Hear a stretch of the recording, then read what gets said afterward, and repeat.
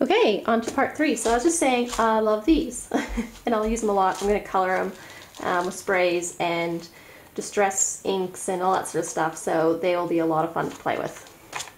I also got this. Now it's from Basic Gray and there's stickers. I was just trying to look for a name.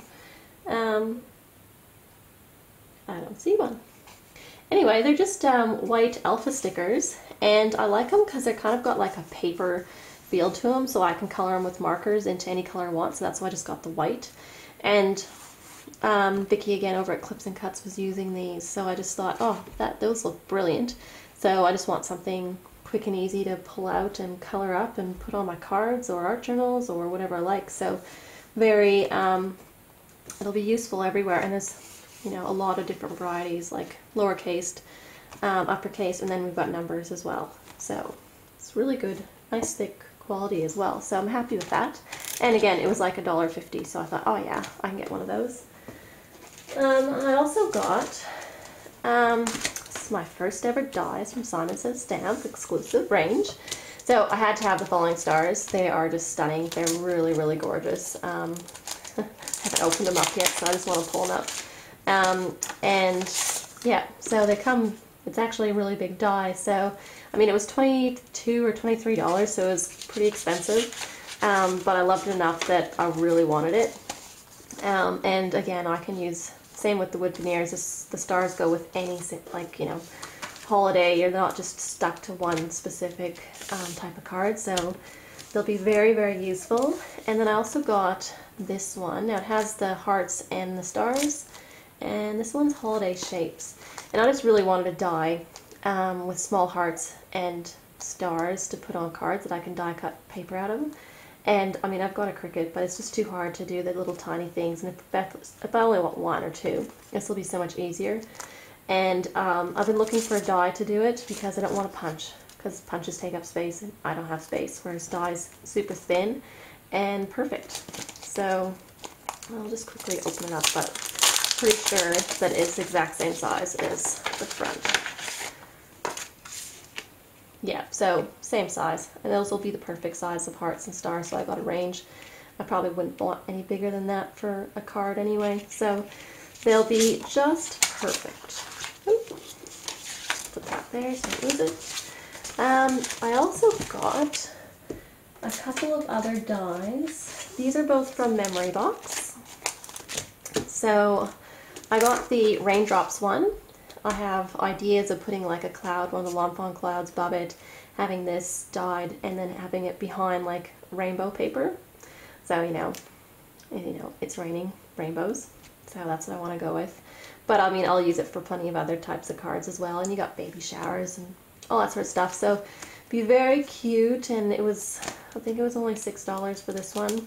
So that will be great. And then I also got this one.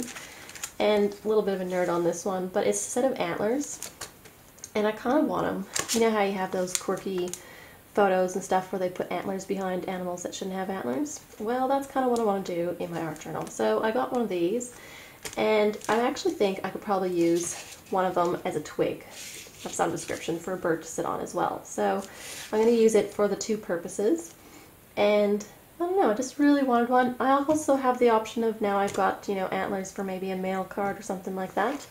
So, and I don't have, anyway, I just wanted to try it out, and I'll have a play with that one. Now, I also got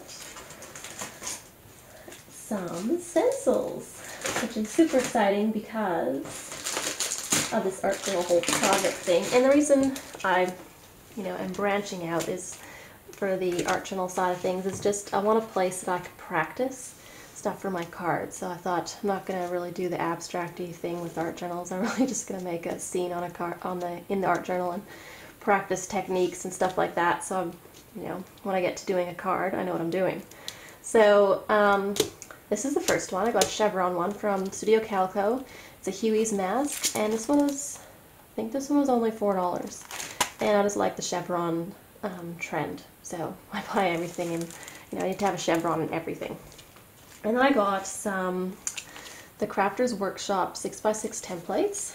I actually thought they'd be a little bit bigger, but I mean this is 6x6, so just my own imagination thinking 6x6 was bigger.